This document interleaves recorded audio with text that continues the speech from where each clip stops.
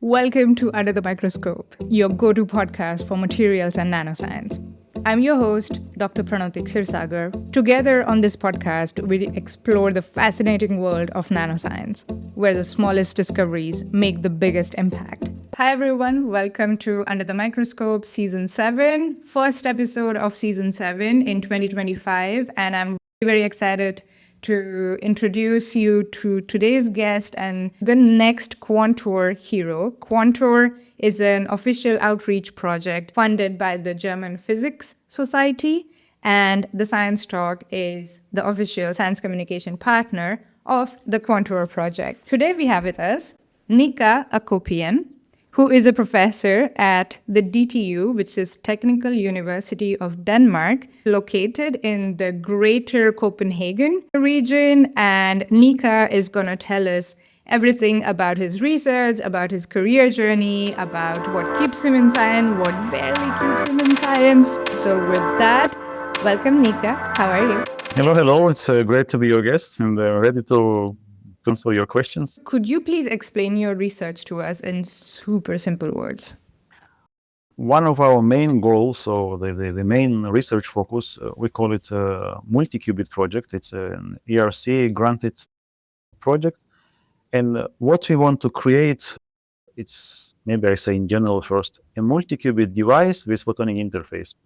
And there is a reason for that. So it goes along with current developments of quantum technology, quantum science technology, and it goes maybe more directly towards developing a prototype or something that will work as a quantum network, maybe first as a prototype and then has a potential to scale. And what I want to explain why it's connected to quantum internet or quantum network, as some people call, and then why it's multi-qubit, where does the device comes in, and why there is a photonic interface. So again, we want to develop a multi-qubit device with a photonic interface. When I ask you or your listeners or your audience, what the first thing that comes to their mind when they hear quantum, it's probably quantum computer, right? Most of the people understand what is that, right? And quantum computers are already around the corner. Google has one, IBM has one, as improving every year better and better, right? And then it has been promised, and we are waiting for the promise to come true, right? That's only a multi-qubit quantum computer will do things better and also differently than classical computers do, and something that classical computer cannot do, right? And so single qubit quantum computer doesn't make much sense, so will not do much, but multi-qubit with thousands will get the promise done. And the same thing goes for quantum internet, right? So if you make a single qubit quantum internet, that's not much. It probably will be only show like a proof of concept. So we want to really make a multi-qubit device, right? That's part of multi-qubit. And we also want to make it with a photonic interface because as we all know, and as many people know already, that photons are the only way to connect remote large quantum system or any system. So even internet today, how it's working, how you see me and I see you, it's via optical fibers where photons are sent around, right? And they carry information. So for quantum internet will also be photons, but it will just one photon, single photon that will carry quantum information. That's why it's very important to make this multi-qubit device with built-in photonic interface such that it can connect to one quantum computer or quantum system here and another quantum system somewhere far, one here, as I always say, as an example, one here, maybe another in the moon. We did cover it a little bit with the previous QuanTour guests, what a qubit is, but could you just do a very brief introduction, like very simple terms, what is a qubit? Because then we can also then get into why single qubit is not good enough and we need multi-qubits. We can try, but I believe people have heard of what qubit is many times. I just say it once again, right? If you take a bit, like normal computer works, it can take only value of 0 and 1. Qubit can take value 0 and 1 and any value in between. And that essentially is, right? That's why it's a conceptually different way to manipulate with information, because not only one, because it's also anything in between and at the same time. And there are multiple ways to realize qubit, and we have our own way.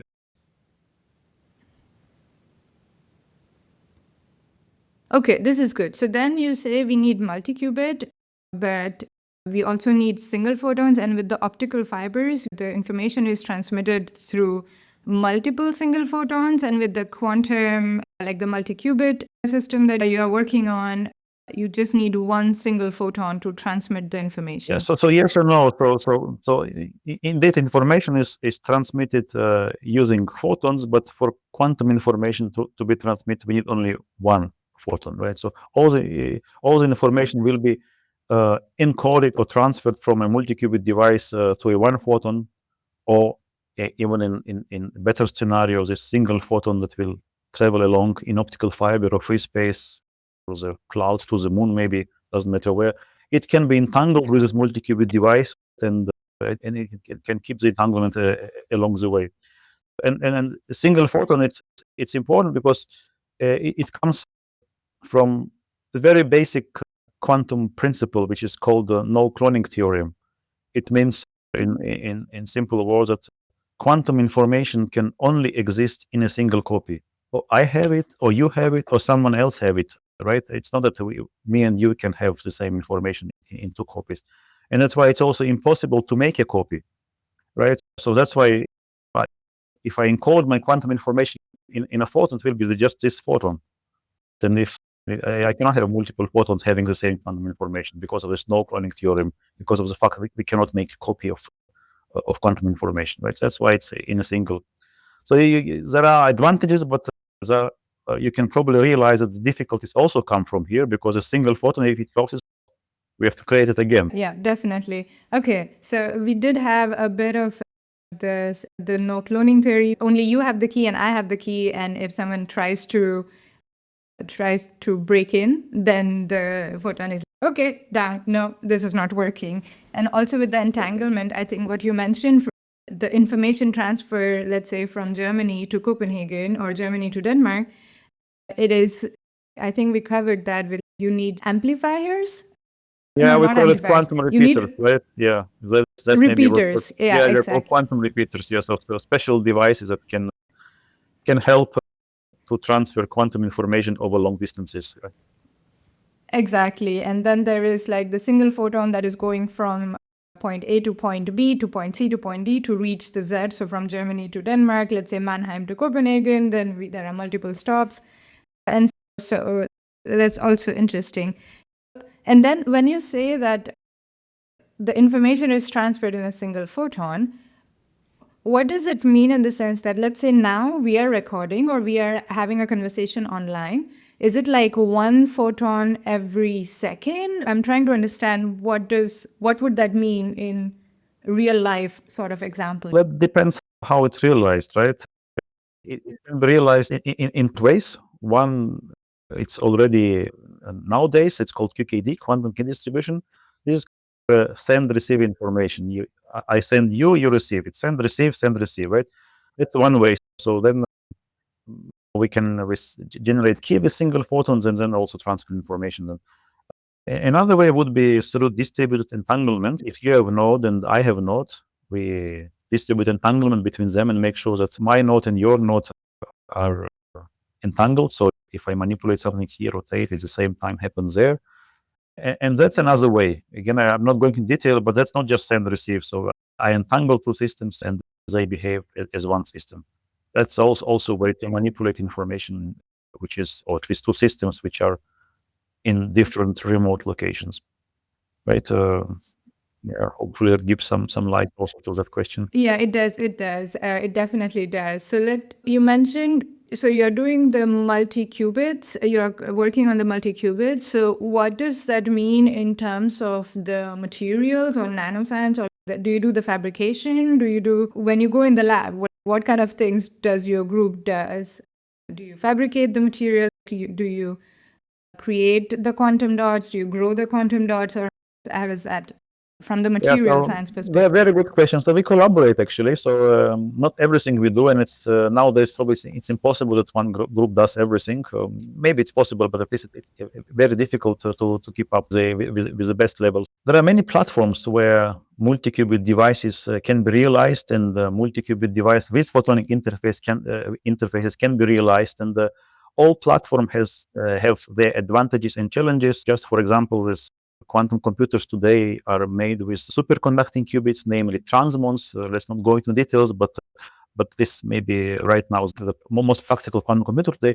But those transmons or superconducting qubits, they do not have native built-in photonic interface. So, for instance, one Google quantum computer cannot communicate natively or easily with another Google quantum computer, and definitely not with an IBM quantum computer. So we need to find some physical platform that has several advantages together. So it has to be nanoscale, so it has to be small, scalable, so it can make many. And when it's a nanoscale, then many means it's still small, right? It has to be with built-in photonic interface, so this device can have native interface ideal to send these photons, and those photons are entangled with the device. And when we search for such a platform, one of the promising candidates is quantum dots, because quantum dots have electron which is in the device. This quantum dots have, they already have been proven are excellent source of single photons, excellent sources of entangled photons. Now cluster states and are demonstrated with those and whatnot. Right, and so they can host an electron. They can send a photon around, which will be sent out, and they have built-in interface, and they in principle can be scalable. By the way, they also have nanoscale size, right? They're just few nanometers by few nanometers object. They in principle can be scalable, but here come the problems. Despite the 30 years of research with quantum dots, most of the groups have not gone. There are only few groups that did something with just 2 quantum dots, and definitely not 3 and not 4, because in the way the best quantum dots are grown today, there is a fundamental reason that it's difficult to scale them. People can grow multiple quantum dots in a nanowire, for instance, but they are not able to control them such that each quantum dot is exactly the same if we want so, or different, and if different, then by our design. It has not been demonstrated. And there's a fundamental reasons with that, because it's one material can be intermixed with another material, and so on and so forth. So we came up with another idea, what we call crystal phase quantum dots. They are not made from 2 different materials. And again, the fundamental problem is if we have gallium arsenide quantum dot, it's typically surrounded by another material, let's say aluminum gallium arsenide.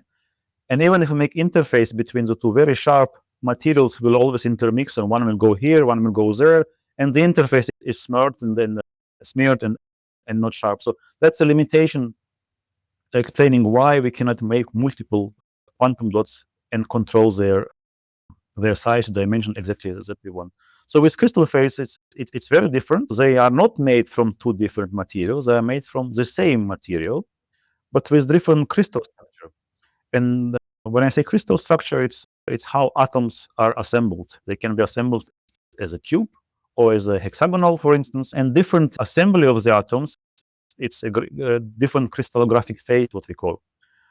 So again, now imagine a nanowire, and here I assemble all my atoms as cubes, and here I assemble all my atoms as that's possible to do in a nanoscale object like a nanowire like this. And just to put dimensions, this can be few microns, and the diameter here it's just few tenths of nanometers, let's say 50 nanometers diameter and few microns length. Then it's the same material but different crystal structure. And now crystal structure cannot intermix. It cannot be half cubic, half hexagonal. Or it's cubic or it's hexagonal, just because you cannot put atoms half here and half there, or here or there. That's how by inertia they are assembled.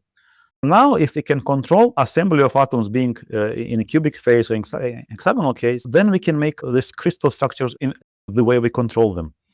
And it turns out that this small section of, let's say, cubic structure surrounded by hexagonal structure acts as a semiconductor quantum dot that we know very well. If we can master this growth control, right, choosing how atoms will be formed in a crystal when we grow nanowire in cubic or in hexagonal and cubic, if we can control this during the growth, then suddenly we have the accuracy of a single atomic layer, and the better you cannot even have or imagine. These quantum objects that we create, we can have, let's say, a hexagonal nanowire, and then just 2 atomic layers of cubic phase there.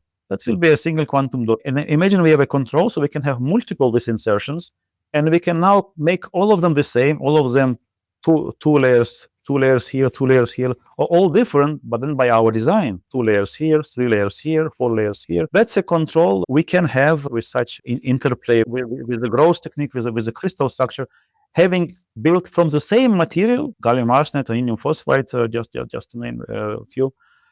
but with controlling the crystal structure or crystal phase. That's our way to scale, or to at least to solve this problem with or challenge with quantum dots. Is that despite 30 years of research, single quantum dot is perfect. Some groups demonstrated great example with two, but then it stopped. So we came up with the idea. We developed the concept. We conceived new type of qubit with advantages. We call it location qubit. Maybe I won't go into detail unless you ask. Then it really comes if you can master the growth, right? And there is a special machine. It's a growth machine. There are two methods of growth. With one is MBE, molecular beam epitaxy. Another is MOVP, metal oxide vapor deposition. Two methods to grow nanostructures and also quantum dots. But those machines can be combined. It's very difficult, but can be combined with in situ TM, transmission electron microscopy. So we can see layer by layer during the growth, like we really even atom by atom, how things grow in MB reactor and also in MOCVD type of growth. Again, layer by layer. And even if we made a mistake, we can edge back or control it and correct it. And again, we collaborate and with our partners, and so far the best I know, there are only two machines in the world, maybe more now, but I'm not aware. But I would have known probably, but unlikely. So one is in Paris, in France, and another in Lund, in Sweden, and we collaborate with both. So that's why our samples are grown.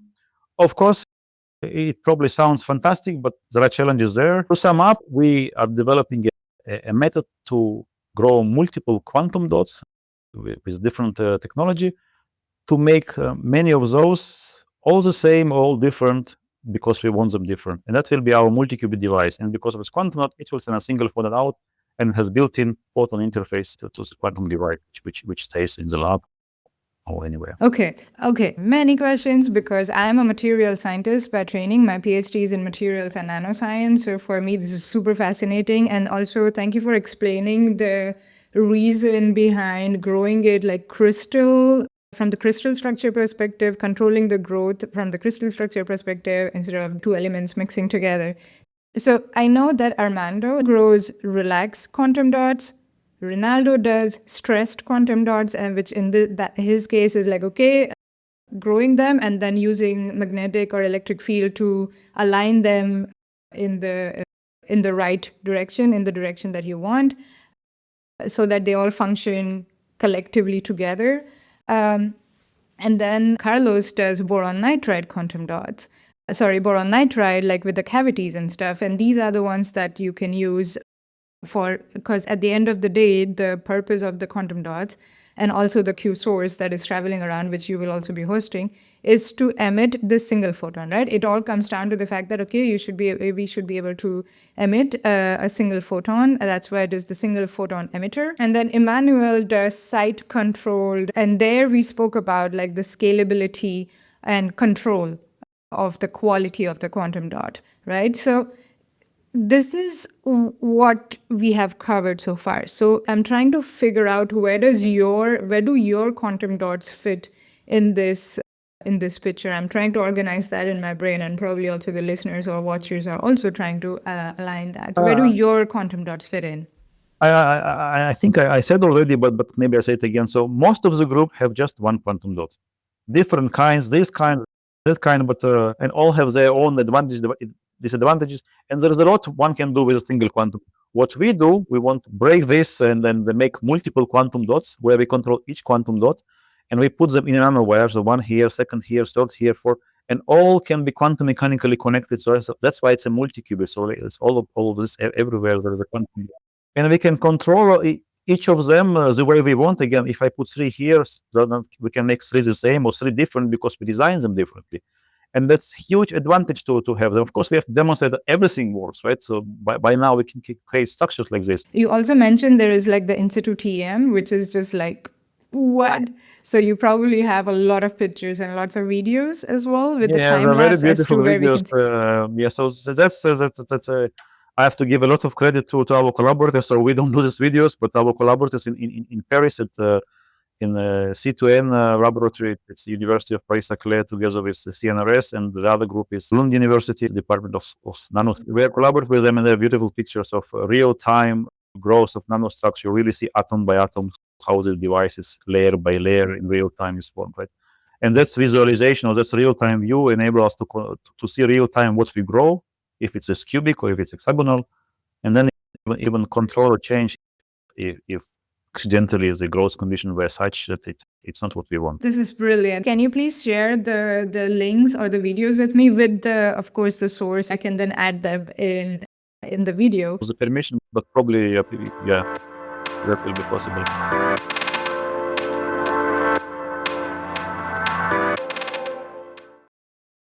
So let's go into your career journey so far, because I'm pretty sure a 5-year-old or a 10-year-old Nika was not saying that, oh, I'm going to be a professor and I'm going to be making these beautiful quantum dots in Copenhagen. So could you tell us a bit about your career journey? How did you get to where you are today? Yeah. I guess I was not satisfied with answers, how things work, that I was getting when I was a kid, and so on and so forth. And then I realized that physics can answer most of the questions, right? Even to the deepest level. That's probably why I choose the path to do physics.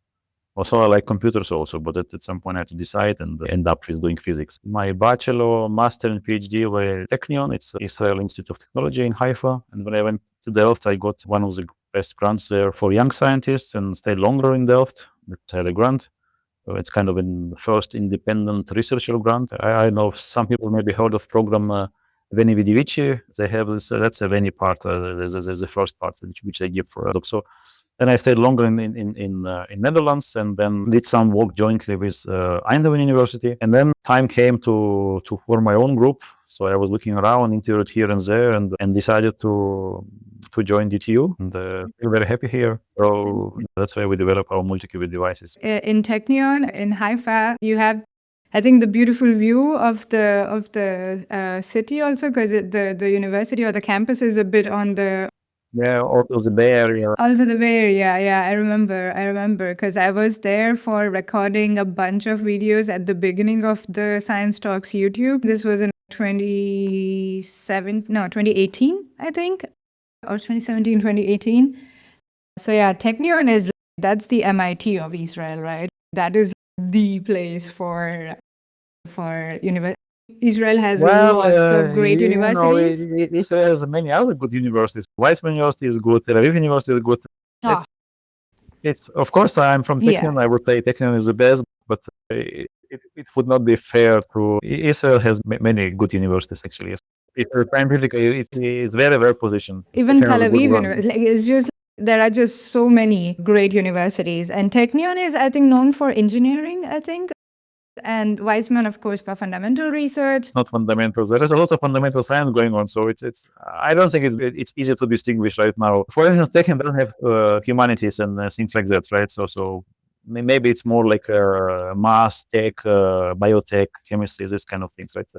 Natural sciences, but still fundamental science and connection to technology and startups is definitely there. Yeah, absolutely. One of my very good friends actually has a civil engineering degree from Technion. And I think her opinion has also kind of created this bias, because she's like, oh my God, Technion is the best. So, okay. And then you were in Delft. So you won the Veni grant. I think it is like the starting grant equivalent of sorts in terms of the European Research Council, like if people were to draw their parallels. So exactly. So, we have ERC starting, consolidator, and advanced.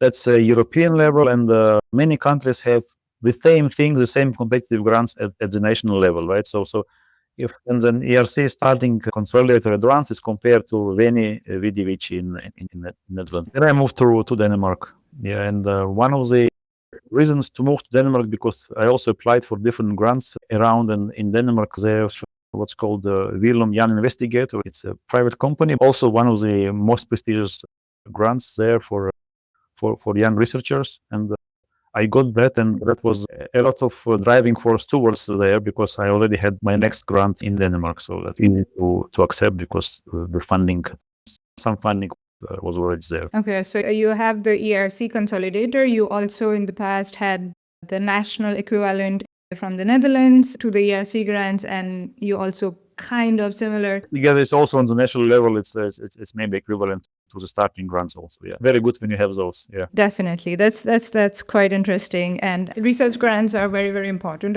in all the different kinds of research projects that you were involved in, you are involved in, if you have to pick one research project that you can talk about, could you pick one and explain it to us in simple words in the section we call In Other Words? Actually, that's my career path. When I started even my PhD in Technion, there was entangled photons, very important what I do now. Then in Delft, we discovered crystal phase quantum dot, and we came up with the idea of combining natural atoms with artificial atoms, so quantum dots with rubidium. All these are small pieces which are connecting together or making path towards what I'm doing right now, which is a multi-qubit project. So what happened in Technion, in Delft, in Eindhoven, and it's one path that brings from the beginning towards multi-qubit projects that we are doing now, understanding the challenges and trying to solve those and come up with new science and potentially and very hopefully new technology, which hopefully will be very useful. You also mentioned artificial atoms there. Very sneakily, you just mentioned Yeah, it. What this is that is the about? other name of quantum dots. It's just quantum That's dots. just a different name for a quantum dot. Yeah, exactly. Because quantum dots, they behave like an atom. It's a atom array. It's a, if you take a hydrogen atom, it's a two-level system. Electron is here in the ground state. When you excite it, rotates there in a simple way. But then it can grow back and emit a photon. So it's a two-level system. And quantum is also two-level system with a big advantage or with challenges also. You can design that the way you want. That's why it's artificial atom.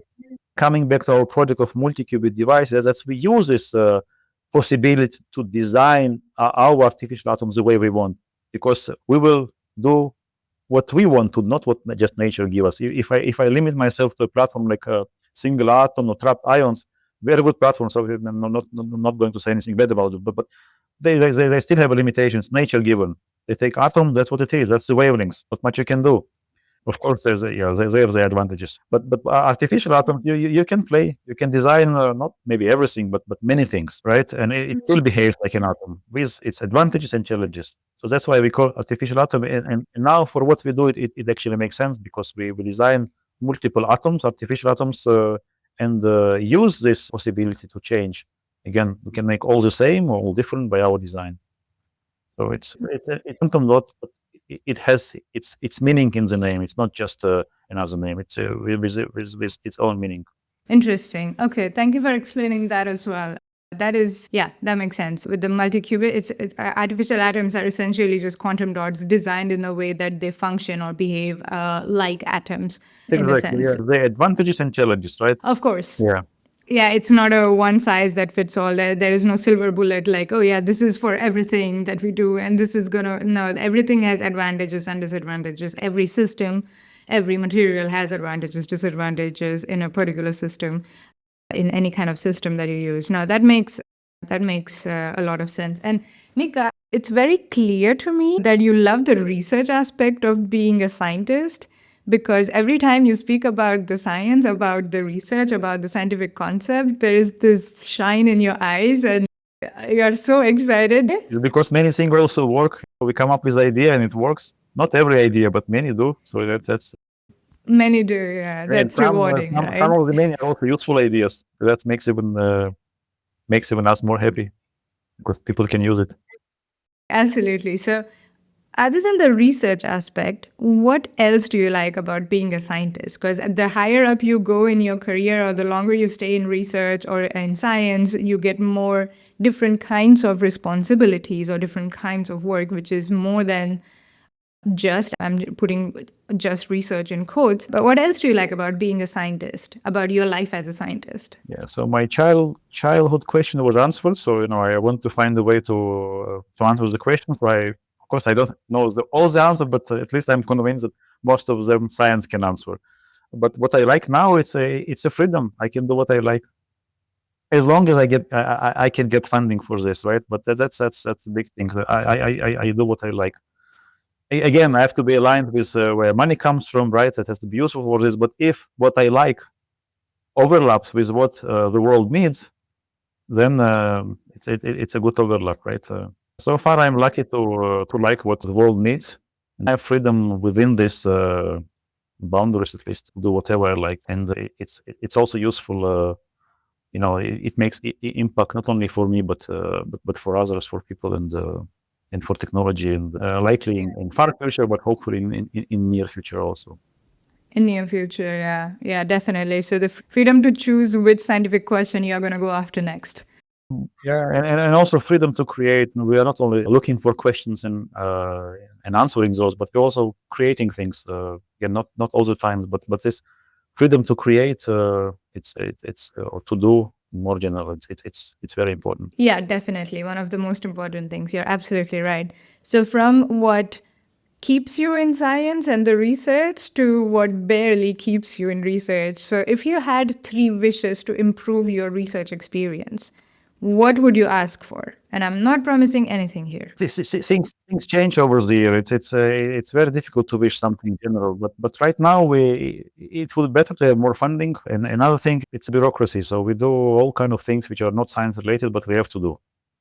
Filling forms, doing reports. Sometimes it's difficult to find the thanks in what you do. Of course, you know it's needed to keep the big machine rolling and going. I mean, I understand but maybe it's not most efficient.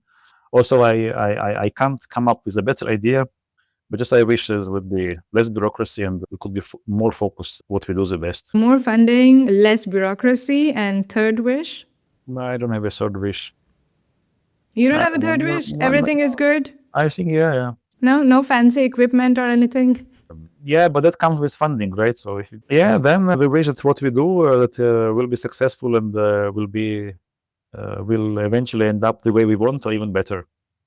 I think then success of the projects. Yeah, success of the project, right? Because we put we see importance of it, and there are challenges, and I wish we will overcome these challenges and find solutions fast. Yeah, absolutely. Yeah, that makes complete sense. I completely understand. Less bureaucracy, more funding, and high, let's say, project success rate or experiment success rate. Let's just go with that. Yeah, 100% success rate. I will separate this bureaucracy. Maybe bureaucracy is the most important because funding is there, right? It's just better to have more or easy access. Write less applications, but things like that. But it's hard to complain that there is no funding at all. So there is funding, but more funding in the future, like more sustainable, sort of like longer term funding, maybe. Or regular funding. You don't have to be realistic, Nika. This is where you go crazy. You can also ask for unlimited funding. You know what is stopping you from asking for unlimited funding, right? You don't have to be realistic here. I'm not sure unlimited funding is good, so I have to be connected to reality also. I'm trying to give you as much freedom to ask for anything you want. You can ask for a better coffee machine for your group. You can ask for anything. But you're being too realistic. But no, that's okay. I'm very happy with what I have. It's just I wish the number one thing to less bureaucracy, and only then comes funding, and I still are able to find a good balance. But if it would be less, you won't complain if it is less. No, I will be happy actually, a bit more happier than definitely not complaining. Yeah, just resources and no bureaucracy. And resources is not only money; it's people around, it's time, and in a general understanding what resource means. Continued resources and less bureaucracy. Let's just go with that. Yeah, something like that. Yeah. Okay. Perfect. Thank you for taking the time. It was lovely speaking with you. Thank you very much too. Yeah, it was great pleasure, and I hope it'll be something useful out of the time we spend, and will help some people that listen and watch. Definitely. Yeah. Definitely it will.